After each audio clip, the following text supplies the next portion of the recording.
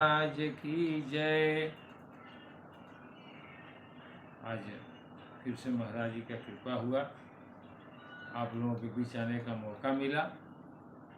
श्री सद्गुरुभ्यो नमः। भक्ति योग आश्रम खलवा का शिष्य मैं दुबे जी।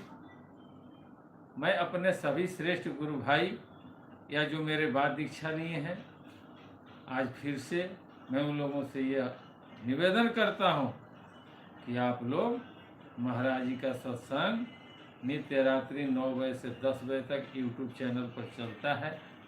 इसमें आप लोग आएँ, अपनी प्रक्रिया दें, कुछ ज्ञान लें, कुछ ज्ञान दें। इसलिए कि शिष्य का परम धर्म होता है कि अपने गुरु की चर्चा पूरे भारत में करे। सच्चा भक्त वही होता है। गुरु और शिष्य दोनों जिस तरह से कि आदमी का स्वरूप जो शीशा में साक्षात दिखता है ना, सेम वही चीज गुरु के स्वरूप शिष्य में दिखता है। इसलिए आप लोग सब लोग सहयोग करें, जिससे हम लोग पूरे भारत में अपने गुरु की गुणगान करें। ऋषु बाबू आ गए, अमित बाबू भी आ गए, स्वामी जी की जय हो। रोहित बाबू भी आ गए, स्वामी जी की जय हो। सब लोग धीरे धीरे आ जाएंगे। चलिए, आज कुछ नया सत्संग होगा। आज आप लोग कुछ पूछिएगा मालिक के बारे में, या जो भी जानकारी हो, कुछ आदान प्रदान आज होगा।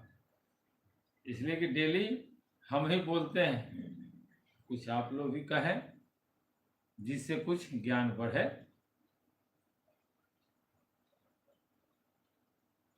अब हम लोग सारे लोग मिलकर सर्वप्रथम अपने गुरु, अपने माता पिता की वंदना कर लें। हाथ जोड़ लीजिए और मालिक के चरणों पर ध्यान दीजिए, अपने अपने इष्ट के चरणों पर ध्यान दीजिए और मेरे साथ वंदना स्टार्ट कीजिए। तमेव माता च पिता तमेव, तमेव बंधु च सखा तमेव, तमेव विद्या द्रविणं तमेव, तमेव सर्वं मम देव देव। ध्यान मूलम गुरुमूर्ति, पूजा मूलम गुरुपदम, मंत्र मूलम गुरुवाक्यम, मोक्ष मूलम गुरु कृपा। प्रेम से बोलिए स्वामी जी महाराज की जय, खलवा धाम की जय, संत समाज की जय। जय जय जय गुरुदेव महाराज की जय। जय। चलिए, अच्छा है, सारे लोग धीरे धीरे धीरे धीरे आ गए। कंचना जी भी आ गई, चंदन बाबू भी आ गए, स्वामी जी की जय हो। ब्रजेश बाबू भी आ गए। सब लोग धीरे धीरे आ जाएंगे। इसलिए कि लिखा है कि संत मिलन को जाइए, तज ममता अभिमान, आ जस जस डेग आगे बढ़े, कोटि पुण्य समान। कहीं भी संत के दर्शन में जाना चाहिए। संत के दर्शन से कल्याण होता है, ज्ञान होता है। अमित बाबू भी आ गए, स्वामी जी की जय हो। कुसुम जी भी आ गई, श्री स्वामी जी महाराज की जय हो। जाना चाहिए, जहां भी सत्संग हो, राम कथा हो, वहां जाइए। कहीं हिंदुस्तान के किसी कोने में हो, अगर आपके पास है, वहां पहुंच जाइए। जितना देर समय मिलता है उतना देर भगवान को याद कीजिए। कोई विकल्प नहीं मिलता है तो ओम नमः शिवाय का जाप कीजिए। ओम नमः शिवाय, हर हर महादेव कहते रहिए, मस्त रहिएगा, कोई टेंशन नहीं रहेगा। न धन की कमी होगी, न समाज में प्रतिष्ठा की कमी होगी, न आत्मसम्मान की कमी होगी। सब महादेव भर देंगे। उन्हीं का तो रूप संत होते हैं। इसीलिए तो सब लोग कहते हैं कि संत के शरण में चले जाइए, कल्याण हो जाएगा। सदगुरु के शरण में चले जाइए, कल्याण हो जाएगा। बहुत से लोग ऐसे हैं वो खुलेआम कहते हैं कि भैया सदगुरु के शरण में आइए, आपका कल्याण हो। ये जरूरी चीज है, संत के शरण में रहना चाहिए। कभी भी कहते हैं ना कि खूंटा के बले, देहात के कहावत है कि खूंटा के बले बच्छा कूदता है। अगर खूंटा कमजोर होना तो बच्छा तुरा जाता है, वो खूंटा समेत भाग जाएगा। लेकिन खूंटा अगर बरियार हो तो बच्छा कितना हो जोर लगाएगा ना, नहीं तोड़ पाएगा। इसीलिए जब सद्गुरु मिल जाएंगे और जब उस भजन भक्ति योग युक्ति द्वारा आपको उस चीज की प्राप्ति करा देंगे तो चाहे कितना हो हम चाह लीजिए, खूंटा नहीं टूट सकता है। सद्गुरु नहीं छूट सकते हैं, कोई है ही नहीं जो उससे परे कुछ बोध करा दे, कोई नहीं है, नहीं करा सकता है। ऐसे भले झुंड में कोई कुछ भी बोल दे, अगर 10 आदमी है तो चलो भाई हम लोग 10 मिल करके इसको बोलेंगे, वो छड़ी। ये प्रिंस जी भी आ गए, धन धन निरंकार जी, धन धन निरंकार। चलिए, ये वही हैं, गुरु भाई हैं। कल इनकी मोबाइल चार्ज नहीं था, इसलिए इन्होंने फ़ोन किया था। बात हुई तो इन्होंने कहा कि मोबाइल डिस्चार्ज था। हमने कहा कोई बात नहीं है, जब समय मिले तभी आइए, लेकिन मालिक के लिए कम से कम यह समय जो है इसको निकालिए। निकाल करके देखिए आप में परिवर्तन होता है नहीं होता है। नहीं होता है तो भी बोलिए कि नहीं हो रहा है। अगर नहीं हो रहा है तो क्यों नहीं हो रहा है, जब रात में सोएंगे मंथन करेंगे तो अपने आप पता चलेगा कि यह कारण है जिसके चलते हमारा कल्याण अभी थोड़ा रुका है। सब हर जीव को पता है, हम जो भी किए हैं ना होश संभलने के बाद वो सब हमें याद है, सबको याद रहता है। समाज को नहीं याद रहता है, लेकिन जो स्वयं किया है उसको याद रहता है। इसलिए कर्म पर ध्यान दीजिए और संत के शरण में रहने का प्रयास कीजिए। संत के शरण में रहेंगे, सुरक्षित रहेंगे। बहुत से लोगों को ये लगता है कि नहीं नहीं ये सब बेकार है, तो भैया जितनी राम के पास सेना थी ना, उससे कम रावण के पास भी सेना नहीं कम नहीं थी। दोनों का पलड़ा भारी था, दोनों लोग शक्तिशाली थे, लेकिन जब युद्ध हुआ ना तो विजय राम को मिला, रावण को नहीं मिला। इसलिए कि रावण के अंदर अहंकार था कि हम शक्तिशाली हैं, हमारे पास महादेव रहते हैं, ब्रह्मा रहते हैं, मैंने सब ग्रहों का सबसे शनि को मैंने कैद करके रखा है, मुझसे बड़ा कौन हो सकता है। ये अहंकार था।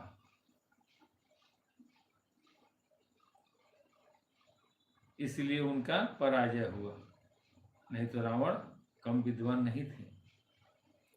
अहंकार उनको लेकर गया और राम के पास धैर्य था।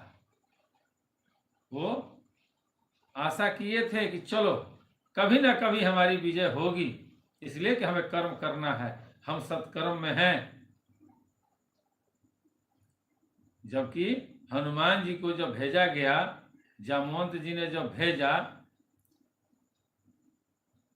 जब यहाँ सुमेरु को लाने के लिए भेजना था ना, तो सारे वहां थे, लेकिन हुआ कि कहाँ मिलेंगे सुमेरु, हुआ तो लंका में।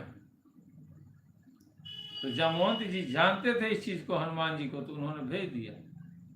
अब आप बताइए कि अगर भगवान राम में धैर्य नहीं होता तो हनुमान को नहीं कह देते कि जा रहे हो तो सीता को भी लेते आइएगा। लेकिन वो जानते थे कि नहीं, यहाँ धैर्य की परीक्षा चल रही है, हमें धैर्य रखना है। देखते हैं कि सत्य की विजय होती है कि असत्य की विजय होती है। मात्र थोड़ा सा का अंतर था रावण में और राम में, ज्यादा का अंतर नहीं था। अंतर इतना ही था कि राम तत्वज्ञानी थे नारायण के अवतार थे और रावण चमत्कार था, उसके पास चमत्कार था, उसके पास पूजा पद्धति थी, वो देवता लोगों को मानता था, सबको अपने बस में किया था। और सारे लोग लास्ट में जब नारायण आए ना राम बन के, तो सारे देवता लोग तो शांत हो गए ना, सब लोग धीरे धीरे साइड हो गए और रावण का वध हो गया। और वो भी कैसे हुआ? वो तो तत्वज्ञानी थे, भगवान राम तत्वदर्शी थे, नारायण थे, लेकिन बताना पड़ा विभीषण को कि रावण के नाभि में प्राण है। रावण के नाभि में प्राण है। आज मन्नू बाबू आ गए, स्वामी जी की जय हो। तब न राम मारे हैं बाण, नहीं तो ऐसे तो गर्दन कट ही रहा था, कोई फर्क नहीं पड़ता था रावण को, काटिए। चमत्कार था उसके पास, इधर से कटता था फिर आके लग जाता था। लेकिन चमत्कार हर जगह नहीं न चलता है, उस जगह पर नहीं चलेगा जहां जो स्वयं नारायण ही मार रहे हैं। तो ब्रह्म तो भाई जानते हैं कि भाई अब यहाँ रुकना ठीक नहीं है, चलो नारायण के साथ वैकुंठ धाम चले जाएंगे, और चले गए। और रावण ने कहा भी था कि जब तक राम रहेंगे तब तक रावण भी रहेगा, यानी कि जब तक सत्य रहेगा तब तक असत्य भी रहेगा, दोनों का समान स्थिति है। थोड़ा सा की डिफर है, थोड़ा सा, ज्यादा नहीं है, थोड़ा सा है। जितना स्पीड से पाप बढ़ता है उतना ही स्पीड से पुण्य भी बढ़ता है। पुण्य करने वाले जब निकल जाते हैं ना पुण्य के रास्ते पे, और जब सिर्फ उनका पुण्य ही रह जाता है तो इतना स्पीड से भागता है ऊपर कि दिन दुना रात चौगुना तरक्की करते हैं। बहुत से लोग कहते हैं कि हम आज 10 साल से भजन भक्ति करते हैं, हमें ज्ञान नहीं हुआ। हो सकता है कि आपका प्रारब्ध में कहीं से कोई ऐसी कर्म किए हो जिसके चलते थोड़ा लेट हो रहा है, लेकिन जिस दिन वो कर्म कट जाएगा ना उसके बाद आपको कोई रोकेगा नहीं। आपकी ये जो भ्रिकुटी है ना खुल जाएगी, जान जाइएगा। पूरे तीनों लोक का हाल आप जानने लगेंगे और संसार से विमुख हो जाएंगे, लोग आपको ढूंढेंगे।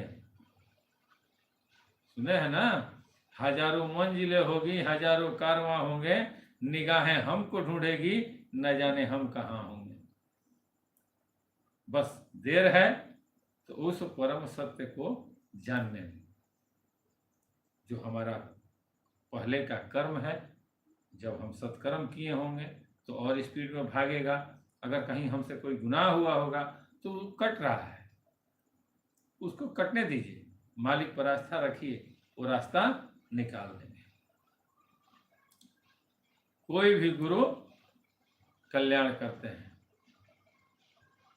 ऐसा नहीं है कि नहीं करते हैं। सब लोग यही चाहते हैं कि हमारा शिष्य खुशहाल जीवन काटे, उसको कभी कोई कष्ट न हो, ये जरूरी चीज है। ऐसे ही नहीं, राजा हिमांचल को और माता मैना को टेंशन हुआ था, नारद जी ने ऐसा हिसाब से समझाया तो लोग घबरा गए कि ये कैसे हो सकता है। तभी ना मैना बोली कि मेरी बेटी जीवन भर कुमारी रहेगी, लेकिन ऐसे व्यक्ति से शादी नहीं करूंगा जिनके अंदर ऐसा ऐसा लक्षण है।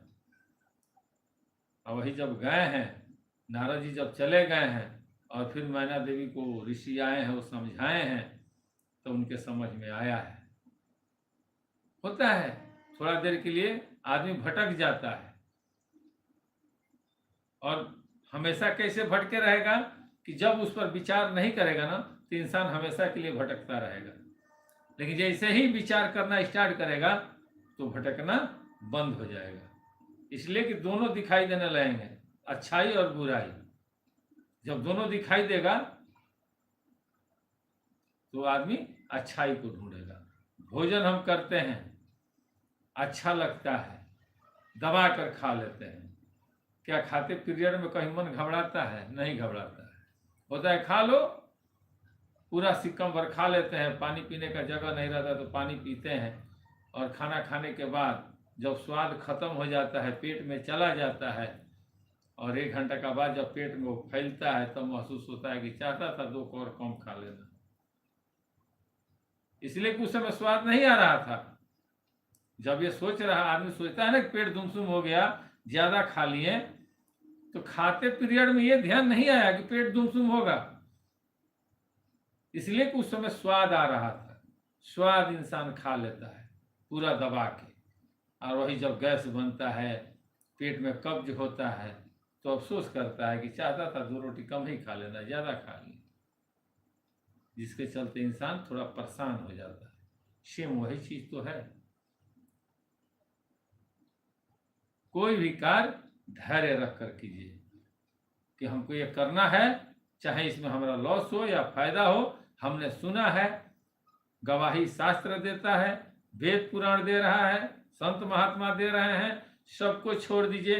हमारे माँ बाप कहते हैं कि अच्छा कर्म करोगे तो अच्छा फल मिलेगा।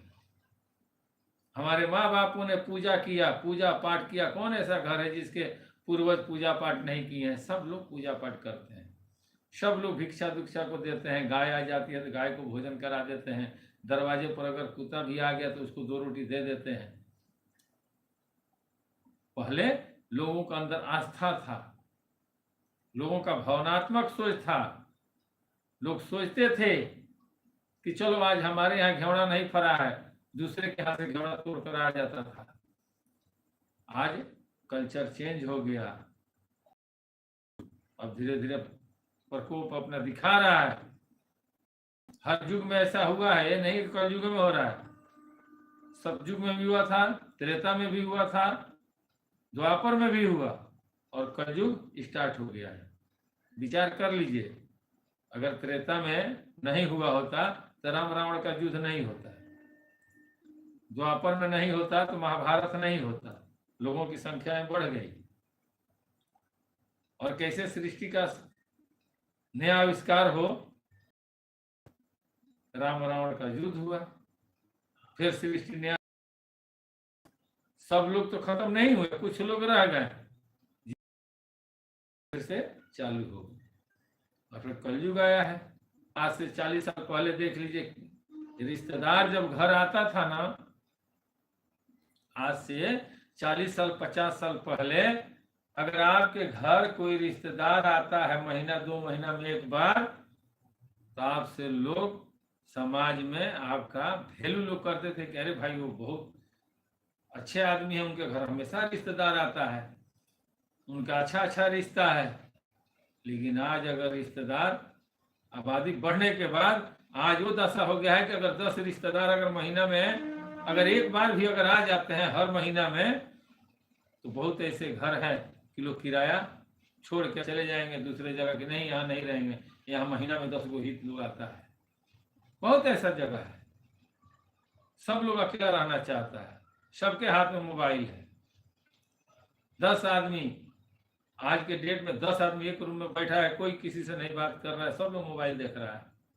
ये कोई जमाना था कि घर में 10 लोग बैठते थे तो दादी कथा कहती थी, माताएं कथा कहानी कहती थी, लोग हुंकारी भरते थे, और कथा सुनते सुनते सारे लोग सो जाते थे, प्रेम रहता था। आज कहाँ गया प्रेम? ये कलयुग का प्रकोप है। सुने है ना कि जब जब हुई धर्म के हानि, बढ़े असुर और अभिमानी। इसमें जो सत्कर्म करेंगे, जो व्यक्ति दान पुण्य करेंगे, जीवों पर रक्षा करेंगे, जो अपने से बड़ों का आदर सम्मान करेंगे, प्रकृति को उनको कभी कष्ट नहीं देगी। लेकिन अगर कर रहे हैं भीतरे भीतर मुख में राम बगल में चूड़ी, तो प्राकृतिक सब देखती है भाई, उससे कहां आप छुपोगे? सामने आप जय हो कर रहे हो, अजय जी भी आ गए, स्वामी जी की जय हो, और जैसे अकेले में पड़ रहे हो तो कहां से लूट के कहां से रख दे, कोई नहीं देख रहा है। अरे देखने वाला देख रहा है, जिसको सजा देनी है वो देख रहा है। किससे बचोगे आप? समाज से बच सकते हैं, लेकिन जिसने समाज को ही बनाया है उससे कहां बचेंगे? इस पर ध्यान देना चाहिए कि कोई है जो देख रहा है, और सबके साथ ऐसा होता है। जो भी लोग आप देख लीजिए, जितने लोग गुनाह करते हैं ना, वो आज नहीं तो कल, कल नहीं तो परसों होना उनके साथ वैसा होता है। दो तरह की गुनाह होती है, एक जानबूझ करके और एक अनजाने में। ये हरीश बाबू आ गए, स्वामी जी की जय हो। तो जो अनजाने में गुनाह होता है वो क्षमावान होता है, परमात्मा उसको गुंजाइश करके क्षमा कर देते हैं। लेकिन जो जानबूझ के गुनाह होता है, जानबूझ के गुनाह, जैसे किसी का धन हड़प लेना, किसी से कुछ लेकर के नहीं देना, किसी के साथ छल करके किसी को बेइज्जत करवा देना, ये जो है ये परमात्मा माफ नहीं करते हैं, इसकी सजा मिलती है। आपका प्रारब्ध अच्छा है तो अभी नहीं मिलेगा, लेकिन मिलेगा। मिला भी है, सामने दिख रहा है। ऐसे ऐसे लोगों का भी इतिहास सामने है। हम इंसान है ना, ये जो भारत भूमि है, यहाँ के लोगों को तुरंत पता नहीं चलता है, बाद में पता चलता है। पहले अगर कोई कुछ कहे तो लोग विवाद खड़ा कर देंगे, लेकिन वही अगर साइलेंट हो जाइए तो एक दिन ऐसा समय आता है कि यही लोग फिर अफसोस करते हैं कि ओहो, हम नहीं जानते थे, हमसे मिस्टेक हो गया। ये हमारी बहुत पुरानी आदतें हैं। जिसको हम अच्छा समझ लेते हैं उसके बारे में जानकारी नहीं करते हैं और विश्वास करके बैठ जाते हैं कि चलिए मान लिए कि आप सर्वसर्वा हैं। लेकिन जब ऐसा समय एक आता है कि जब प्राकृतिक परीक्षा लेती है, और उस समय जब दूध का दूध और पानी का पानी हंस जो बन करके निकालता है ना, तो पता चलता है कि कितना % पानी है और कितना % दूध है। उस समय पता चलता है, तब अफसोस होता है। तो उस समय वही कबीर साहब की दुआ याद आ जाती है कि अच्छे दिन पीछे गए, गुरु से कियो न हेठ, अब पछताए होते क्या जब चिड़िया चुग गई खेत। जब तक गुरु आपके सामने हैं, बोल रहे हैं, सुन रहे हैं, आप सब कुछ निछावर कर दिए, उनका अपना आदर्श मान लिए, वो आपके जीवन का आधार बन गए, और उनसे आपने कुछ पूछा, मान लिए, और कल गुरु शरीर छोड़ दिए, किससे पूछने जाएंगे? जब वो थे तो आपने पूछा नहीं, मान लिए। जानने होते तब ना कि वो नहीं भी रहेंगे तो हम उनका और आगे नाम लेकर के चल सकते हैं। वो बताएंगे ना कि जिस पावर से मेरे अंदर यह पावर आया है, यही पावर तुम्हारे अंदर भी मैं दे रहा हूं, लो और मेरे जैसा बनकर दिखा दो समाज को। हर गुरु शिष्य इसीलिए बनाते हैं कि कल मेरा स्वरूप ये मेरा शिष्य बन जाए। इसलिए नहीं बनाते हैं कि आज मुझे दीक्षा ले ले और जीवन भर वही कर्म करता रह जाए जो कर्म करते हुए मेरे पास आया था, और यही कर्म करते हुए जीवन भर समाप्त कर ले। इसलिए कोई शिष्य नहीं बनाता है। संत महात्मा इसलिए शिष्य बनाते हैं कि कल ये मेरा शिष्य मेरे स्वरूप में आएगा तो इससे लोग मुझे जानेंगे। जैसे नाती पोता से दादा परदादा का नाम रोशन होता है, सेम उसी तरह शिष्य से गुरु का नाम रोशन होता है। अगर गुरु स्वरूप है तो शिष्य दर्पण है। राम दोनों साक्षात हो जाते हैं। पिता का ही रूप तो पुत्र होता है, तो पिता का रूप पुत्र होना जरूरी है, ये संसार भी मानता है। लेकिन गुरु का रूप शिष्य नहीं हो सकता है, इसलिए कि इस पर विवाद हो सकता है कि गुरु का शिष्य आप गुरु के स्वरूप में कैसे हो सकते हैं? गुरु गुरु हैं। अरे तो गुरु गुरु है तो बाप भी तो बाप है, उनके जैसा हम क्यों हो सकते हैं? लेकिन प्राकृतिक जब वैसा ढाल देती है कि माँ बिना बछड़ा पिता बिना घोड़ा ना ढेर तो थोरो थोर। कोई भी देखता है तो कहता है कि फलानवा के लइकवा लागत नहीं, इनकरा बाबूजी के भी हम देखला नहीं खानी रहलन।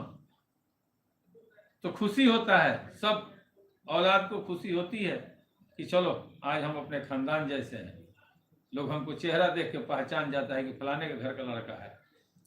लेकिन थोड़ा भी ध्यान नहीं आता है कि हम जिस गुरु के शिष्य हैं, तो हम कहीं खड़े होखें तो लोग यही समझे कि हाँ भाई कोई संत खड़े हैं, कोई संत के शिष्य खड़े हैं। शर्म आती है, इसलिए कि हम नहीं कर सकते हैं, साधु थोड़ी बनना है। इसलिए कि हमको समझाया गया है कि साधु वही होते हैं जो घर द्वार छोड़ देते हैं। ऐसा नहीं है भाई, साधु जो घर द्वार छोड़ते हैं, जो बैरागी होते हैं, वो ठीक है, वो तो संत हैं, साधु हैं। लेकिन घर में भी रह के आप संत बन सकते हैं, घर में भी रह के बैरागी बन सकते हैं, सन्यासी बन सकते हैं। आपके घर वाले आपका साथ देंगे, जानेंगे तब तो, गुरु से चर्चा करेंगे, पूछेंगे तब तो। लेकिन यहाँ तो समझा दिया गया है कि घर द्वार छोड़ देना, बाल बच्चा को छोड़ देना, दाढ़ी बढ़ा लेना, बाल रख लेना, घर त्याग दो, परिवार को त्याग दो तो साधु कहलाओगे। अरे ऐसा नहीं है भाई, कोई गुरु नहीं चाहते हैं कि आप घर द्वार छोड़ें। सब लोग चाहते हैं कि अपने घर में रहो, अपने परिवार के साथ रहो, अपना ऋण चुकाओ, और जब तुम्हारा उम्र 55-60 हो तो वैराग ले लो। ये उम्र होता है, चौथापन ही बैराग का बनाया गया है कि चौथेपन ही बैराग शोभा देता है। इसलिए उस समय आपको किसी की आवश्यकता नहीं पड़ती है, सिर्फ फॉर्मेलिटी के लिए आप रहते हैं। और उस समय जब आप बैरागी बनेंगे, जोगी बनेंगे, तो घर वाले आपकी आरती उतारेंगे, समाज आपको जय हो करेगा, आपको उस परम तत्व का आभास हो जाएगा। इसलिए कि आपने शुरू से ध्यान दिया है, शुरू से एक एक बूंद बिटोरते गए हैं। 20 साल की उम्र से आपने बिटोरना स्टार्ट किया, लेकिन फ्रंट पर क्या रखा? परिवार का भरण पोषण, माँ बाप का सेवा, समाज का सेवा, पढ़ाई लिखाई शिक्षा, ये सब करते हुए आपका 50-55 जब उम्र हुआ, सब आपका पूर्ण हो गया, सारा ऋण उतर गया। उसके बाद आपके घर वाले स्वयं कहते हैं कि आप कहीं घूमिएगा, तो नहीं, कहाँ जाएंगे, छोड़ो हमको भजन भक्ति करने दो। सब लोग व्यवस्था कर देते हैं भजन भक्ति का, कीजिए आप पूजा पाठ। इसलिए कि आप सब कोई उम्मीद नहीं करता है, सब लोग यही जानते हैं कि अब हम लोग पढ़ लिख लिए, घर का काम चल रहा है, नौकरी चाकरी हो गया, दादाजी हैं, चलो भाई पोता को खिलाएंगे, अपना पूजा पत्ति में रहते हैं, भगवान को याद करते हैं, नहीं कमी होगा। लेकिन ऐसे करने के लिए कौन चाहिए? गुरु चाहिए, जो ऐसे कराएं। कहने से नहीं होगा, करना पड़ेगा। बगैर किए ज्ञान नहीं हो सकता है। दूध में ही घी छुपा है, लेकिन जब तक महा नहीं जाएगा ना, तब तक मक्खन या चाहे घी नहीं निकलेगा। महना पड़ेगा। लेकिन वही अगर दूध है और रही डाल दिए हैं और धीरे धीरे बैठ के मह रहे हैं, तो दूध में से घी कभी नहीं निकलेगा, मक्खन नहीं निकलेगा। वो हिलते रहेगा भले, लेकिन मक्खन नहीं निकलेगा। उसमें जुक्ति है कि कितना प्रेशर से महेंगे तो उसमें से मक्खन बाहर निकलेगा। ये बताना पड़ता है। ये कौन बताएंगे? अब तो जो मक्खन निकाल चुके हैं वो बताएंगे। करने वाले कर्मयोगी ही बता सकते हैं कि कैसे दूध में से मक्खन निकलेगा। तो जब मिलेंगे लोग, आस्था रहेगी, गुरु तत्व का भाव रहेगा कि नहीं, हमें जो ज्ञान मिला, जो शब्द हमें कहीं से मिला, उस पर मनन करेंगे, मंथन करेंगे, बैठेंगे, विचारेंगे, तो अपने आप ज्ञान बढ़ने लगेगा। नहीं तो इधर से सुनेंगे, इधर से निकालेंगे, सुनेंगे, निकालेंगे, मन में एक भावना बैठी रहेगी कि अरे छोड़ो यार, ये सब ऐसे कहते हैं, समय पास करो, चल देना है। कहे थे ना, एक बार सत्संग हो रहा था, हजारों लोग बैठे थे और एक सज्जन बैठे थे, खूब ध्यान से सुन रहे हैं कथा, एकदम सागर में गोता लगाए हुए हैं, उनको कोई ध्यान नहीं है दूसरा, बस व्यासपीठ पर जो व्यास जी बैठे हैं, जो बोल रहे हैं भागवत, एकदम मगन होकर सुन रहे हैं। जैसे ही उन्होंने कहा कि राधे राधे, तो सब लोग राधे राधे बोले, ध्यान इनका टूटा। और जब देख रहे हैं कितने लोग हैं, और जब पीछे मुड़ी घुमा रहे हैं तो देख रहे हैं कि हमारा पुराना दुश्मन हमारे पीछे बैठा है। अब विचार कीजिए कि अगर उनका दुश्मन पीछे बैठा दिखाई दे दिया और उस दुश्मन को ये दुश्मन दिखाई दे दिया, तो क्या दोनों आदमी को कितना हो बढ़िया व्यास जी व्यासपीठ पर बैठकर भागवत कथा सुनाए, उन दोनों आदमी को कथा याद रहेगा। दोनों आदमी के मन में एक व्यग्रता आ जाएगी, ये कहाँ से देख लिया, किसी को फोन मत कर दे। अब वो सोचेगा कि ये किसी को फोन मत कर दे, वो उनकी कहानी याद आने लगेगी कि हमने इसके साथ कैसा कैसा किया है। अब व्यास जी कथा कह रहे हैं, किसी का समझ में नहीं आ रहा है दोनों में से। तो कर्म ऐसा कीजिए कि हम जहां बैठे हम बिंदास रहें, हमें कोई टेंशन ना रहे, इसलिए कि हमने कोई ऐसा काम ही नहीं किया कि जिसका परिणाम गलत सामने आ जाए। कोई नुकसान नहीं होगा, कोई क्षति नहीं होगा। इसलिए मालिक पर भरोसा कीजिए, उस परमात्मा पर भरोसा कीजिए जिसने आपको भेजा है, बहुत सोच समझ के भेजा है, बहुत मेहनत से बहुत प्रेम से कोई घर बनाता है अपना,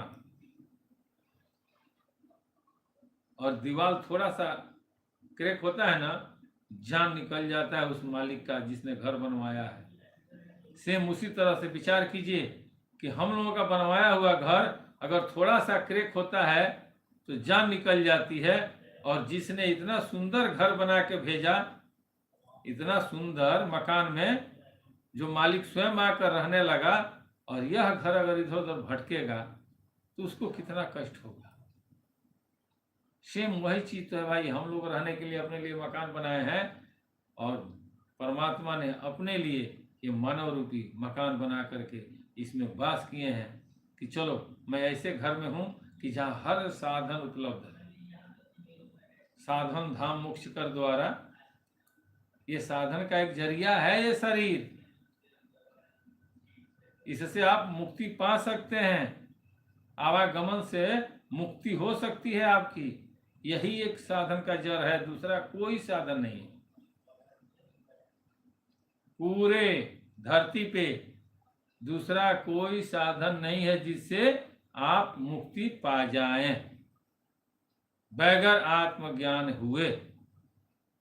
जब तक आप स्वयं को नहीं जानेंगे तब तक वर्ल्ड में कोई नहीं है जो आपको उस परमात्मा, उस ब्रह्म में विलीन करा दे। ये गलत नहीं है, आप लोग विचार कीजिएगा, कोई नहीं करा सकता है।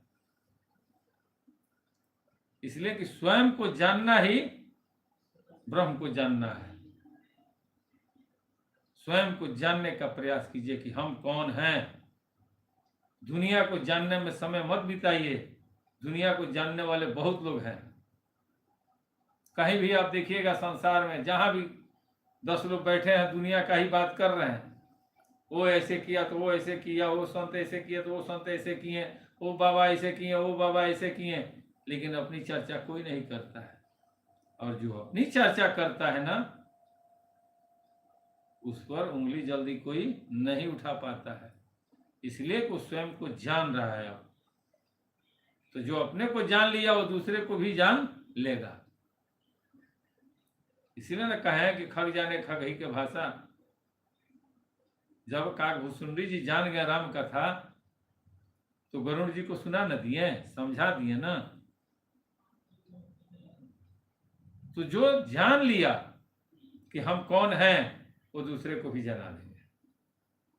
महाराज जी कहो कि हो बहुत मुश्किल हो जाई हो, नमो मिलल बहुत मुश्किल हुई,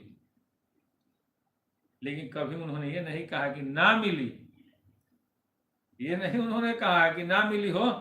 वो यही कहते थे कि बहुत मुश्किल हो जाई हो, नमुआ मिले में जल्दी ना मिले। कहाँ से मिलेगा जल्दी?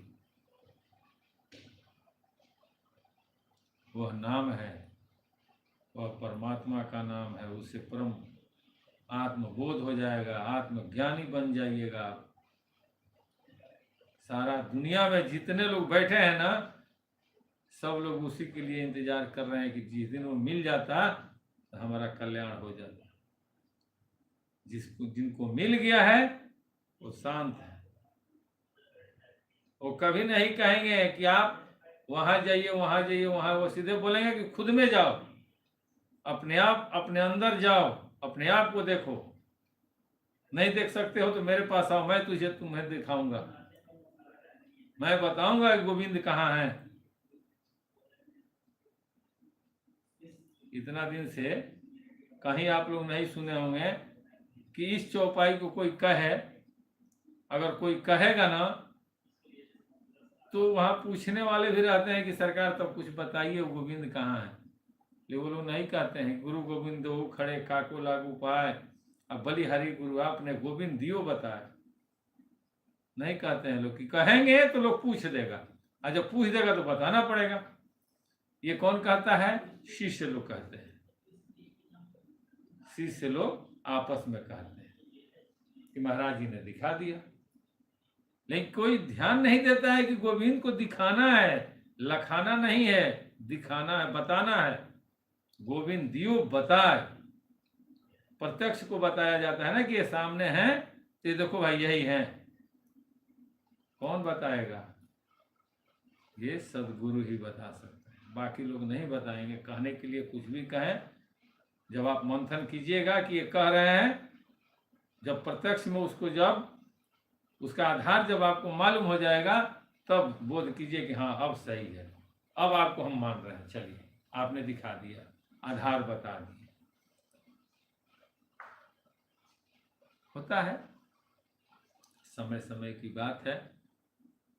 कैसे हैं हरीश बाबू, हेमंत बाबू, आप लोग ठीक हैं? प्यारे मोहन जी का क्या हाल है? वही कल हम लोग थे रामायण में, कामदेव जी जब चले हैं शंकर भगवान को ध्यान तोड़ने के लिए, तो जब कामदेव का प्रकोप हुआ है ना, तो सारे लोग काम में विलीन होना स्टार्ट किए। सबको अच्छा लगा है, सबके हृदय में काम की इच्छा हो गई। लताओं बेलों को देखकर वृक्षों की डालियां झुकने लगी, नदियां उमड़ उमड़ कर समुद्र की ओर बढ़ी और ताल तलैया भी आपस में संगम करने लगी। सब लोगों के अंदर ये आ गया कि चलो भाई काम ही सबसे बड़ा परम सुख है, और सत्य वहां शांत हो गया। वेद पुराण ठप, वही अब गए हैं। जह असी दशा जड़न के बरनी, आको कही सकई सचेतन करनी। पशु पंछी नभ जल थल चारी, अभय काम बस समय विसारी। जब जड़ वृक्ष नदी आदि के यह दशा कही गई, तब चेतन जीवों को करनी और कह सकता है। कह रहे हैं ना कि जब अभी खाली जड़ और वृक्ष नदी की कथा जब कहा गया, तब चेतन जीवों की करनी कौन कह सकता है? आकाश जल पृथ्वी विचरने वालों सारे पशु पक्षी अपने संभोग का समय भुलाकर, संयोग का समय भुलाकर काम में के वश में हो गए। सारे लोगों को व्यग्रता सताने लगी कि यही सुख परम सुख है, और चले हैं वहां। मदन अंध व्याकुल सब लोका, अनिसी दिनु नहीं अवलोक कही को का। देव दनुज नर किन्नर ब्याला, अप्रेत पिचास भूत वै ताला।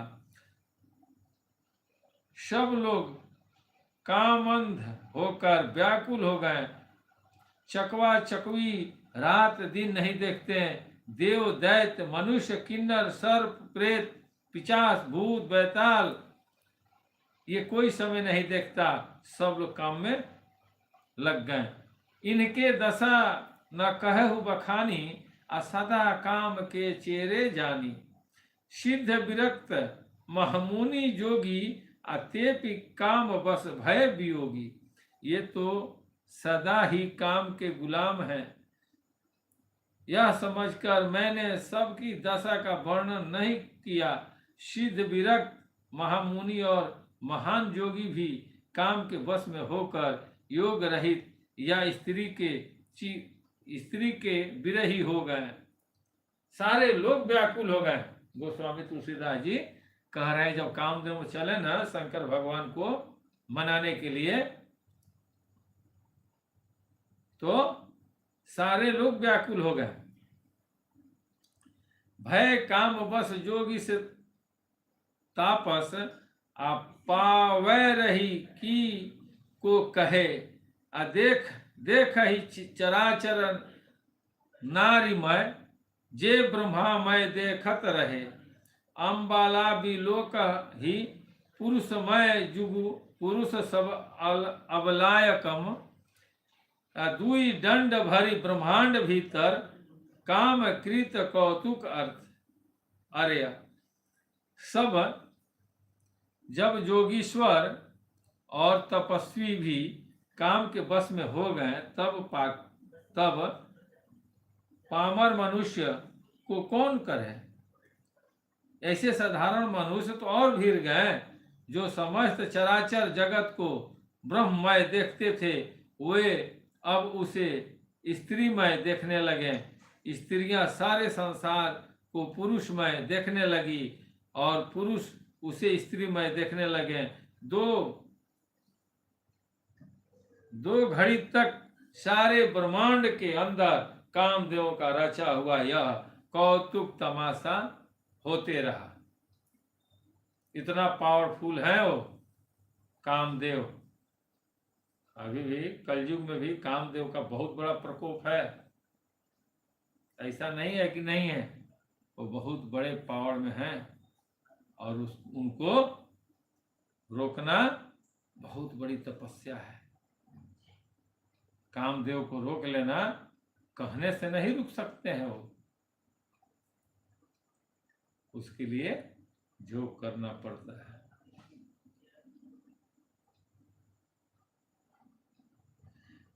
धरी न काहू धीर सबके मन सीज हरे।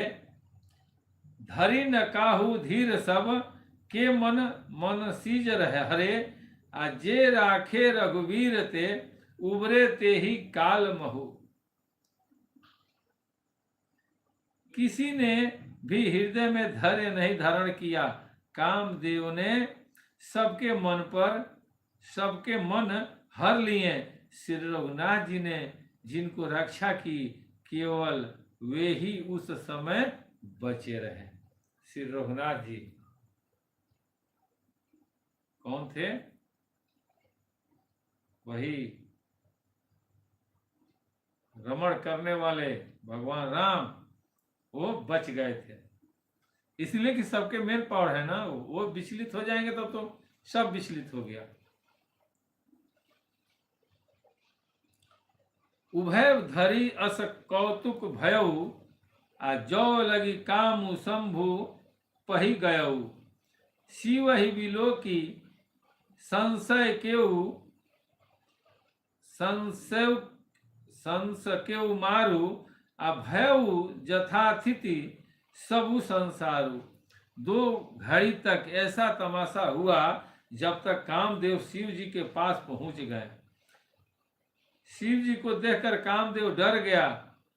तब सारा संसार फिर जैसा का तैसा स्थिर हो गया। यानी जब कामदेव ने घबराया शंकर भगवान को देखकर, कह रे राम हो राम, ये तो अविनाशी हैं, एक पल में तीसरा नेत्र खोलेंगे और हमें सर्वनाश कर देंगे। और जैसे ही ये उनके मन में भावना आई, वैसे ही सारा सृष्टि में सब लोग समझ गए कि अरे ये क्या हो गया था हमको। होता है ना, ध्यान जब टूटा तो पता चला कि अरे हमसे बहुत बड़ा गलती हो गया है। यही हुआ, सारे लोग अफसोस करने लगे कि अरे हम किसके बस में चले गए थे, हम तो कामदेव के बस में चले गए थे, राम राम राम राम राम राम। सब लोग अब वहां सोच रहे हैं। भय तुरंत सब जीव सुखारे, आजिमी मद उतरी गए मतवारे। रुद्र ही देखी मदन भय माना, आ दुराधरस दुर्गंध भवाना।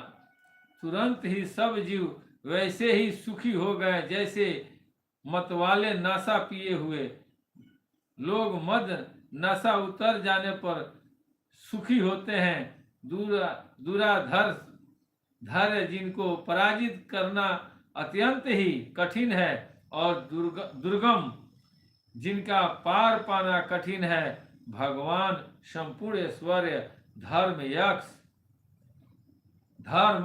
यश श्री ज्ञान और वैराग्य रूप 6 ईश्वरीय गुणों से युक्त हैं। रुद्र महाभयंकर शिव जी को देखकर कामदेव भयभीत हो गया। उन्होंने जब अपना रूप पकड़ा तो कामदेव का हवा बिगड़ने लगा। कह रही राम हो राम, ये क्या हो रहा है। फिरत लाज कछु करी न जाई, मरण उठानी मन रचे सी उपाई। परगटे सी तुरंत रुचिर ऋतुराजा, कुसुमित नव तरुराजी विराजा। लौट जाने के लज्जा मालूम होती है, और करते कुछ बनता नहीं। आखिर मन में मरने का निश्चय करके उसने उपाय रखा। क्या उपाय रखे कामदेव ने, कि तुरंत ही सुंदर ऋतुराज बसंत को प्रकट किया। फूले हुए नए नए वृक्षों के कतारें सुशोभित हो गई। अब कामदेव ने अपने बचने के लिए उन्होंने ऐसा व्यवस्था किया कि इससे भगवान भोलेनाथ प्रसन्न हो जाएंगे, हमको मारेंगे नहीं। ये सोचकर उन्होंने सारे फूलों को वहां लगाना स्टार्ट किए।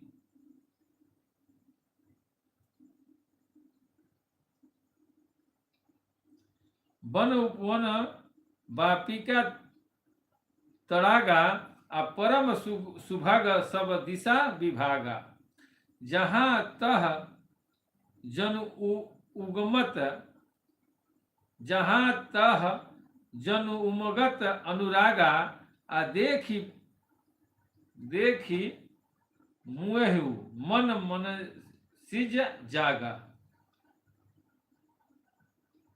वन उपवन बावली तालाब और सब दिशाओं के विभाग परम सुंदर हो गए। जहां तहां मानो प्रेम उमड़ रहा है, जिसे देखकर मेरे मनों में कामदेव जाग उठा। जागई मोह भव मुएहु मन, वन शुभगता न परे कही। आशीतल सुगंध सुमंद मारुत मदन अनल सखा सही। विकसे शरण ही बहुकज जुगत, पूंज मंजुल मधुकारा। कल हंस पिक सुख सरसरव, करी गान मन ना चही अपछरा। मरे हुए मन में भी कामदेव जागने लगा। मन की सुंदरता कहीं नहीं जा सकती। काम रूपी अग्नि का सच्चा मित्र शीतल मग्ध मुग्ध सुगंधित पावन चलने लगा। सरोवरों में अनेकों कमल खिल गए, जिन पर सुंदर भंवरे समूह गुजार करने लगे। राजहंस कोयल और तोते रसीले बोली बोलने लगे, और अप्सराएं गा गा कर नाचने लगी। ऐसा व्यवस्था कामदेव ने किया था कि शंकर भगवान का ध्यान टूटे और इन्हीं में वो उलझ करके हमको माफ कर दें। सकल कला हरि कोटि विधि, हरऊ सेन समेत। चली न अचल समाधि शिव, कोपेहु हृदय निकेत। कहते हैं कामदेव अपनी सेना समेत करोड़ों प्रकार की सब कलाएं उपाय करके हार गया, पर शिव जी का अचल समाधि न डिगी, कोई फर्क नहीं पड़ा। तब कामदेव ने क्रोध हो उठा। कामदेव को ये क्रोध आया तो क्या कह रहे हैं, देख रसाल बिटप बर शाखा ते ही पर चढ़ऊ मदनु मन माखा, सुमन चाप निज सर्व संधाने अति रीस ताकी श्रवण लगी ताने। आम के वृक्ष की एक सुंदर डाली देखकर मन में क्रोध से भरा हुआ कामदेव उस पर चढ़ गया। उसने पुष्प धनुष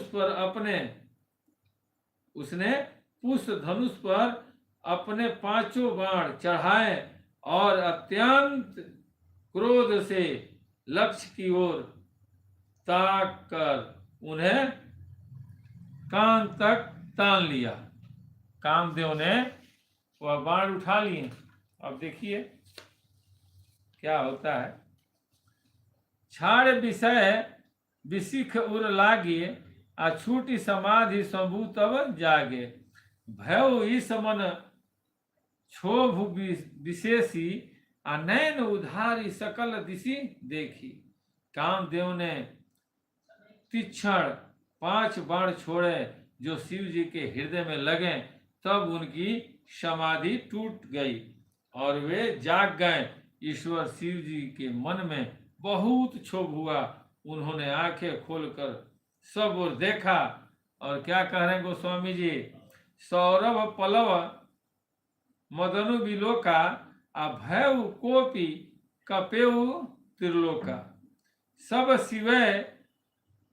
तब शिवय तीसर नैन उधारा चितवन काम भयउ जरी छारा।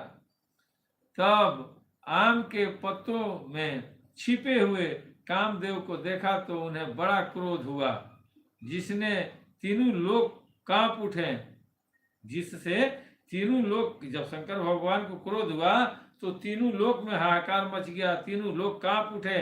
तब शिव जी ने तीसरा नेत्र खोला और उनके देखते ही कामदेव जलकर भस्म हो गए। इतना पावर था तीसरा त्रिनेत्र में। इसीलिए कहा गया है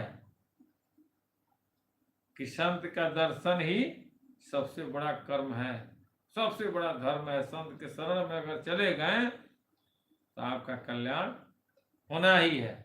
इसलिए कि शिव ही सत्य है और सत्य ही संत हैं। सत्यम शिवम सुंदरम, सत्य ही शिव है और शिव ही संत है। जलकर भस्म हो गए। हाहाकार भयउ जग भारी डर पे सूर भय असुर सुखारी, समुझी काम सुख सोच ही जो भोगी भय अकंटक साधक जोगी। जगत में बड़ा हाहाकार मच गया, देवता डर गए, दैत्य सुखी हुए। जोगी लोग काम सुख को याद करके चिंता करने लगे और साधक जोगी निष्केवट हो गए। साधक जोगी निष्केवट हो गए। जोगी अकंटक भय एति गति सुनत रति मूर्छित भई रोदति बदति बहु भांति करुणा करति शंकर पही गई। अति प्रेम करि बिनति विविधा विधि जोरी कर सन्मुख रही प्रभु असुतोष कृपाल शिव अबला निरखी बोल सही। जोगी निष्कंठ हो गए। कामदेव की स्त्री रति अपने पति की यह दशा सुनते ही मूर्छित हो गई। रोती चिल्लाती और भांति से करुणा करती हुई वह शिव जी के पास पहुंची। शिव जी के पास पहुंच गई। अत्यंत प्रेम के साथ अनेकों प्रकार से विनती करके हाथ जोड़कर सामने खड़ी हो गई। शीघ्र प्रसन्न होने वाले कृपालु शिव जी अबला सहाय स्त्री को देखकर सुंदर उसके सांत्वना देने वाले वचन बोले। होता है ना ऐसा, स्वामी जी महाराज की जय हो। वचन बोले, अब ते रति तब नाथ कर होई नाम अनुंग अनंगु आ बिनु बपु व्यापही सब ही पुनि सुनी निज मिलन प्रसंगु। हे रति, अब से तेरे स्वामी का नाम अनंग अनंग होगा, वह बिना ही शरीर के सबको व्यापेगा। अब तू अपने पति से मिलने का बात सुन। जब जदुवंश कुंभ अवतारा आ होई हरण महामही भारा। कृष्ण तनय होही पति तोरा आ बचनु अन्यथा होई न मोरा। जब पृथ्वी के बड़े भारी भार से उतारने के लिए जदुवंश में श्री कृष्ण अवतार होगा, तब तेरा पति उनके पुत्र प्रद्युम्न के रूप में उत्पन्न होगा। मेरा यह वचन अन्यथा नहीं होगा। ये वचन मेरा एक गलत नहीं हो सकता, ऐसा होगा। और क्या कहीं, रति गवनी सुनी शंकर बानी आ कथा पर अब कहो बखानी। देवन्य समाचार सब पाए आ ब्रह्मादिक वैकुंठ सिधाए। ब्रह्मादिक वैकुंठ सिधाए। शिव जी के वचन सुनकर रति चली गई। अब दूसरी कथा बखान कर विस्तार से कहता हूँ। ब्रह्मादि देवताओं ने ये सब समाचार सुने तो वैकुंठ को चले गए। प्रेम से बोलिए स्वामी जी महाराज की जय हो। टाइम हो गया, हम लोग महाराज जी का आरती कर लें। सारे लोग हाथ जोड़ लें और अपने सारे इष्ट मित्र जितने भी हैं सबको अपने हृदय में लेकर हमारे साथ महाराज जी का आरती स्टार्ट करें। ध्यान मूलम गुरु मूर्ति पूजा मूलम गुरु पदम मंत्र मूलम गुरु वाक्यम मोक्ष मूलम गुरु कृपा। हरि ओम जय श्री जगतारण स्वामी जप श्री जगतारण। कलि के कलुष विभंजन भवताप निवारण। हरि ओम जय श्री जगतारण। तारण कारण आए जगत में स्वामी संत रूप धर लीना। हो मोरे स्वामी संत रूप धर लीना। करी कृपा मुझ पति तन पर हठ दर्शन दीना। हो मोरे स्वामी हठ दर्शन दीना।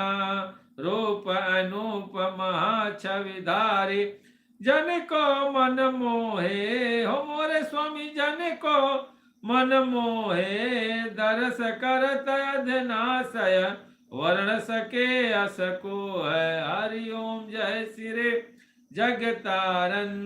मधुर बचन संशय सब नासत। नाम अमलोक दीना। हो मोरे स्वामी नाम अमलोक दीना। जीवन मुक्ति लखो प्रभु निज शरणन कर लेना। हरि ओम जय श्री जगतारण। कोटि न कर्म हरत एक क्षण में जो कोई सन्मुख आवे। हो मोरे स्वामी जो कोई सन्मुख आवे। ब्रह्मानंद मगन मन अजर अमर पद पावे। हरि ओम जय श्री जगतारण। बिन सेवा जो द्रव्य दीन पर प्रभु सम को हितकारी। हो मोरे स्वामी प्रभु सम को हितकारी। तज प्रभुता निज जन के करत सदा रखवारे। हरि ओम जय श्री जगतारण। मुनि अवतार सकल सुर माया प्रभु आज्ञा सिरधारी। हो मोरे स्वामी प्रभु आज्ञा सिरधारे। पावन हुए पतित जग आके शरण तुम्हारे। हरि ओम जय श्री जगतारण।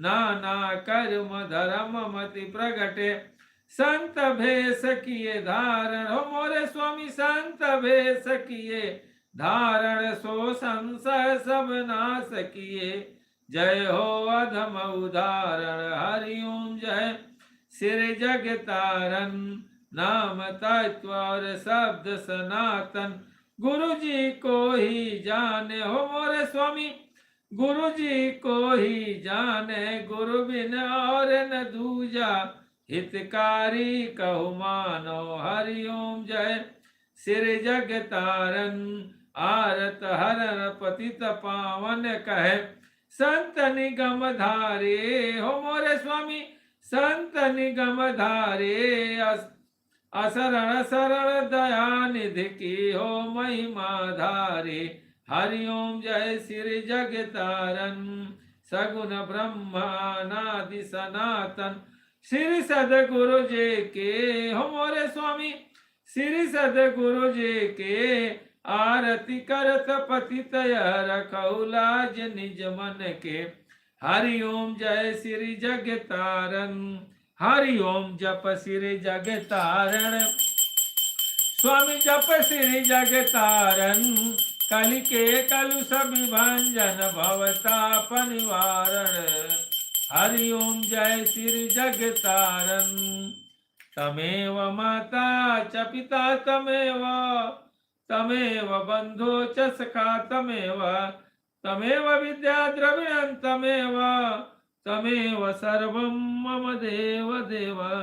प्रेम से बोलिए स्वामी जी महाराज की जय, खलवा धाम की जय, संत समाज की जय।